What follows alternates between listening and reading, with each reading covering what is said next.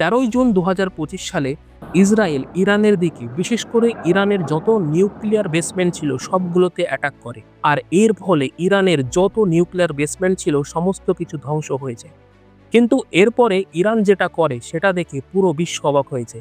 Iran কি করলো? Iran 4000-এরও বেশি মিসাইল ইসরায়েলের দিকে লঞ্চ করে। আর এটা যে শুধুমাত্র যে তাদের নিউক্লিয়ার বেসমেন্টে ছিল তা নয়, সাধারণ মানুষের দিকেও তো অ্যাটাক করে। এমনকি ইরান ইসরায়েলের হসপিটালেও টার্গেট করে তাদের এই মিসাইল দিয়ে। কিন্তু একদিকে আমরা জানলাম যে ইরান এই যুদ্ধে জিতলো, কিন্তু আরেকদিকে দেখছি ট্রাম্প একটা প্রেস কনফারেন্সে এসে বলছে যে আমার জন্য আজকে খামেনি বেঁচে গেল। তার থেকে বড় কথা হলো ইরানের কোনোদিনও এই যুদ্ধ থামার কথা ছিল না, কিন্তু সেই যুদ্ধ থামালোই বা কেন?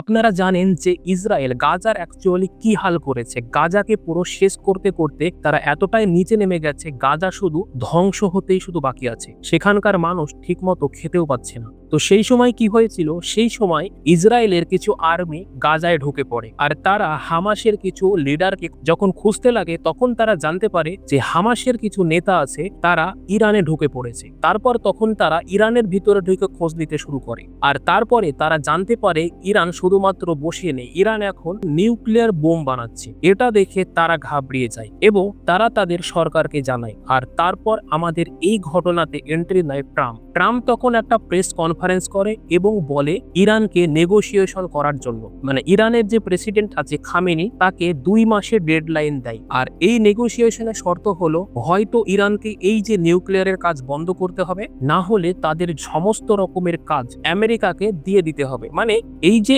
নিউক্লিয়ার বোমের কথা বলছে, এই নিউক্লিয়ার বোম অলরেডি ইরানের 60% কমপ্লিট হয়ে গিয়েছিল। তারপর সিচুয়েশনটা এমন হয় যে ইরানের বর্ডারের আশেপাশে যত রকমের ইউএস এর আর্মি ছিল কিংবা ইসরায়েলের আর্মি ছিল তাদের এয়ারক্রাফট দিয়ে পুরো ইরানকে ঘিরে ফেলে। এবং এটার যদি আমি আপনাকে সম্পূর্ণ ব্যাখ্যা দিতে যাই, ধরুন আপনার বাড়ি বাংলাদেশের বর্ডারের পাশে, ঠিক আছে, এবং আপনি হঠাৎ করে একদিন ঘুম থেকে উঠে দেখলে আপনার বাড়ির উপর দিয়ে যত রকমের যুদ্ধ জাহাজ আসছে সমস্ত উঠছে, এমনকি ভারতের অনেক আর্মি আপনাদের দেশে ঢুকে পড়েছে, তাহলে বুঝতে পারছেন কেমন সিচুয়েশন হবে। তো সেই রকমই ইরানের অবস্থা সেই সময়, মানে ইরানের সাধারণ মানুষের অবস্থা সেই রকমই হয়েছিল। তারা অনেকটা ঘাবড়িয়ে যায় এবং এই যে বলেছিলাম 2 মাসের মধ্যে ইরানকে নেগোসিয়েশন করতে বলেছিল, কিন্তু নেগোসিয়েশন তো করা দূরের কথা, সে ট্রাম্পকে পাত্তাই দেয়নি।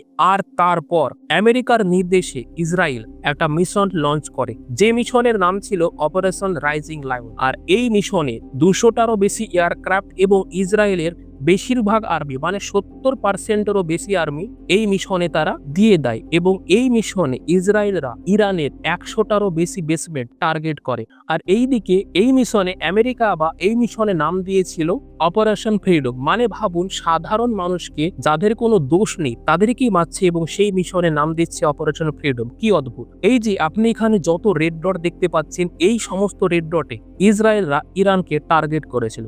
ইসরায়েল প্রথমে তাদের এয়ার ডিফেন্স সিস্টেম দিয়ে ইরানের সমস্ত এয়ার ডিফেন্স সিস্টেমকে ধ্বংস করে দেয়। আর তারা টার্গেট করে তাদের বর্ডারের দিকে, মানে যেদিকে ইরাকের সঙ্গে বর্ডার ছিল। আর সেইখানে টার্গেট করার জন্য তাদের যে এয়ারক্রাফট ছিল সেগুলো লুকানো ছিল কোথায় জানেন? সেগুলো ছিল ইরাকে। মানে ভাবুন, ইসরায়েল হচ্ছে একটা ইহুদি দেশ এবং সেই দেশ কাকে মারছে? সেই দেশ মারছে মুসলিম কান্ট্রিকে, আর সাহায্য করছে মুসলিম কান্ট্রি যেমন আরব, জর্ডান, কুয়েত, এই সমস্ত দেশ ইসরায়েলকে সাপোর্ট করছে। কি অদ্ভুত, তাই না? আর এইদিকে ইসরায়েল ইরানের অনেকগুলো আর্মি বেসমেন্ট ধ্বংস করে দেয়, তার মধ্যে অন্যতম ছিল হামাদান। এইগুলো তারা ধ্বংস করে দেওয়ার পর তারা ইরানের সমস্ত ব্যালিস্টিক মিসাইলও ধ্বংস করে দেবে। আর এটা ছিল ইরানের সব থেকে পাওয়ারফুল মিসাইলের মধ্যে অন্যতম। এবং এই মিসাইলগুলো ইরান ট্রাকে করে এক জায়গা থেকে আরেক জায়গায় নিয়ে যায়। আর যখন এইগুলো নিয়ে যাচ্ছিল তখন ইসরায়েল সেগুলোকে পুরো মিসাইল মেরে ধ্বংস করে দেয়। কিন্তু দেখুন, আমরা এই সব খবর কিন্তু জানতেই পারিনি। আমরা কি জানতে পেরেছি?